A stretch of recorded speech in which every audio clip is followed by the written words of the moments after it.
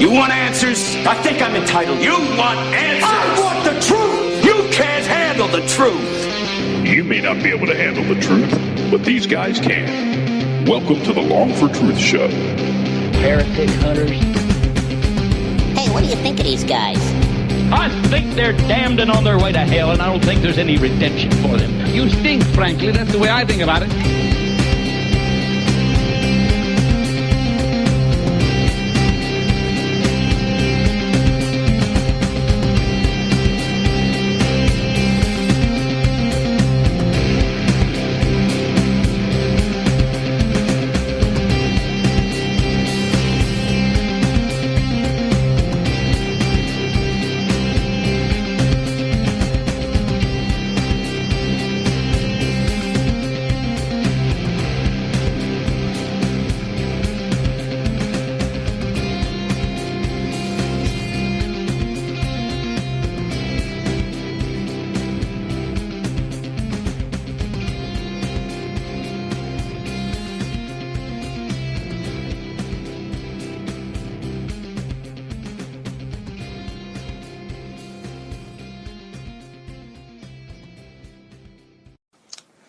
These next 3 chapters in the book of Judges, Judges chapter 13 through 16, will cover the life of Samson as we're slowly winding down the book of Judges. And perhaps no character in the book of Judges is probably as quite as intriguing as Samson is, at least in my own mind. Now, as much as I love Ehud, I have to say that Samson was probably a little bit more interesting of a character. I mean, when you read the story of Samson, you almost get this comic book kind of a feel. I mean, here you got a guy that God has endowed with superhuman strength. Some of his feats are told to us throughout his life. For example, in Judges chapter 15, we're told of how Samson killed 1,000 Philistines with a jawbone of a donkey. And in that same chapter, we're told that Samson wants to take vengeance on the Philistines because his father's or his bride's father has given his bride away to another man. And what does he do? He goes and he catches 300 foxes, ties their tails together and ties torches on their tails and sets them loose in the harvest field to burn the Philistines' harvest. Samson was endowed by God with marvelous strength and abilities. God had already planned in advance this way in order to deliver his people from the hands of the Philistines. And because of this, we look at Samson's life and the things that he did and the way he indulged himself, and we say, man, what a waste. This guy wasted his life. He was supposed to have been the deliverer of Israel. Yet, we see how he squandered away the very purpose of his existence. We see how he indulged in drunken revelry and indulged his flesh in crude behavior with other women. He forsook everything that God had called him to do, namely that of being a Nazirite. And a Nazirite was one who was fully devoted to God in service. We often look at a person like that in our own time and culture, and we have to wonder where he went wrong at. Most of us are quick to look at a behavior of an adult and look back and say, well, somewhere along the line, the parents went wrong. They allowed the child to indulge themselves too much, or they didn't give that child enough spankings. And of course, the most famous we hear is, spare the rod, spoil the child. And while we can look at an adult and look at his actions, and in most cases we can say, okay, something went wrong with his parents, I honestly don't think that we can look at Samson's life and come to the same conclusion about Samson's parents. I believe, reading from our text, that Samson did have a godly upbringing. And I believe that as we look into Samson's life and look at his early parents' life, or his parents' life before Samson was born, I think we'll be able to catch glimpses of their faithfulness to God and their godliness. And we have to remember the culture that his parents lived in. His parents lived in a time when idolatry was commonplace.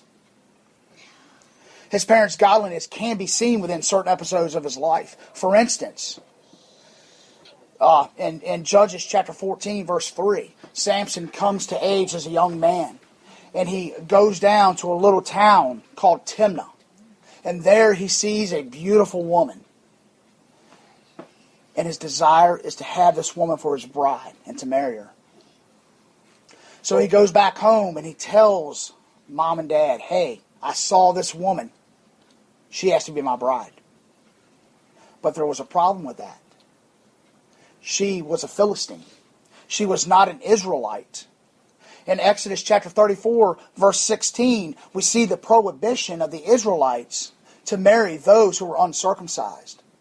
They were not allowed, the fathers were not allowed to take daughters for their sons, nor were they allowed to give their sons to the daughters of foreign nations, because God warned them if they did this, they would turn their hearts away from God and they would run after idols. And in this episode of Samson's life, we see Samson's parents advise very strongly against their son's desires. In fact, their reply in chapter 14 is there not a woman among the daughters of your relatives or among all our people that you must go to take a wife from the uncircumcised Philistines? Basically, Samson's parents were saying, why are you going to marry an unbeliever? Why do you want to marry a heathen? Now, we know that Samson married her anyway, and some of us would be quick to point out and say, aha, that's not godliness. The father should have never let that happen. Well, yes, true. But what we often forget is we forget to read the rest of the passage, and in the very next verse, we see where it says that God, this very thing was from God in order to seek an occasion against the Philistines. But perhaps nowhere more in his parents' lives do we see godliness and faithfulness at work than even before the birth of Samson. This is what I would like us to focus on this morning. I want to examine this. And the 13th chapter of Judges kind of gives us a brief glimpse into Samson's parents and into their faithfulness in obeying God to raise their son the way that they were commanded. I want us to examine the godly heritage that Samson had, and in hope encourage the parents here, or those who may soon be wed and become parents of their own, to take the same measures and cautions that Samson's parents took in order to raise him. So we're going to walk through this text a little bit, and we're going to cover these verses here. And I want us to start with verse 1. Verse 1 says, and the people of Israel did again what was evil in the sight of the Lord. So the Lord gave them into the hand of the Philistines for 40 years. So verse 1, we have the famous continual cycle of the Israelites. We see the theme of Judges right here in the very first verse with the familiar words, and the people of Israel did again what was evil. Not that they just did evil, but they did again, which Judges, the author, is telling us this is a continual thing over and over. And of course, we've seen this all the way through. Now, we learned earlier that the events of Samson were kind of tied into that with Jephthah. If you go back and read the story of Jephthah, you see that God had the Ammonites come in from the east side to attack the people across the Jordan there. And he sent the Philistines from the west to attack them. So the author, for one part of the episode, focuses strictly on Jephthah and how God used Jephthah to deliver Israel. Now he's switching gears, and he's moving over to Samson. Now, a lot of us might be tempted to think that, well, hey, the invasion of the Ammonites only lasted 18 years, whereas the Philistines lasted 40 years. So were the people in the west, the Israelites in the west, more wicked than the Israelites in the east? Well, no, I don't think there's any good reason to think that. The fact is that the entire nation of Israel was apostate. And so in order for God to punish them and bring them to repentance, he had to send particularly harsh enemies from both directions to cover all of Israel. And in fact, when you read several commentaries, they kind of agree with this statement. Commentaries and scholars such as Jamieson, Fawcett, and Brown in their commentary agree with this. Old Testament commentators Keel and Delitzsch and also John Gill all agree that, hey, this was just part of a larger episode, not necessarily these guys were any more wicked in the west than these guys in the east. It's just the fact that simply God had brought enemies from both sides in order to bring his people to redemption. To repentance. And then in verse 2, we're introduced to Samson's parents. Verse 2 tells us there was a certain man of Zorah, of the tribe of the Danites, whose name was Manoah, and his wife was barren and had no children. Now, there are two things that I think are kind of worth examining about this particular verse, and I just want to point them out very quickly. First of all, I want to point out the fact of the father's name. The father's name was Manoah. Now, that sounds very, very like another famous Bible character that we know of Noah.